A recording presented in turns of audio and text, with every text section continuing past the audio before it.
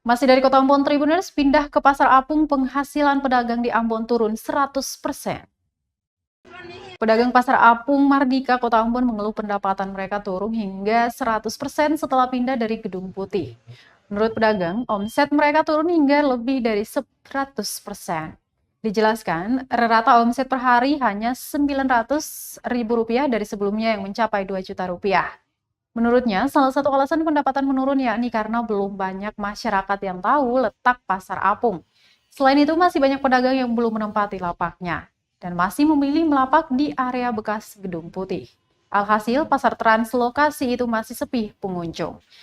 Pedagang berharap pedagang lainnya yang masih memilih berjualan di lokasi reruntuhan Gedung Putih bisa segera menempati lapaknya agar ramai. Relokasi pedagang dilakukan setelah Pasar Mardika dibongkar pemerintah kota menyusul rencana revitalisasi Pasar Mardika. Pedagang pun ditempatkan di sejumlah pasar translokasi, yakni Pasar Apung, Pasar Oleh-oleh Tantui, dan Pasar Transit Pasok.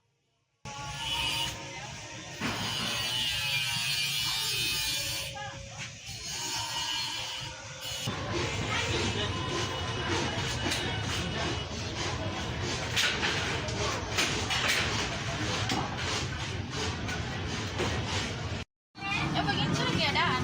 Kalau mau di sini dengan di Gedung Putih, mendingan di sana. Tapi di sini mungkin pasar masih baru, jadi banyak yang belum tahu.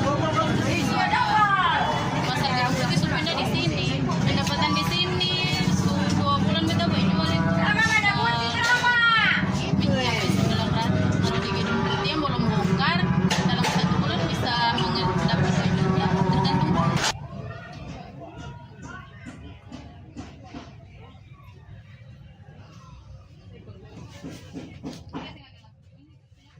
Terima kasih sudah nonton.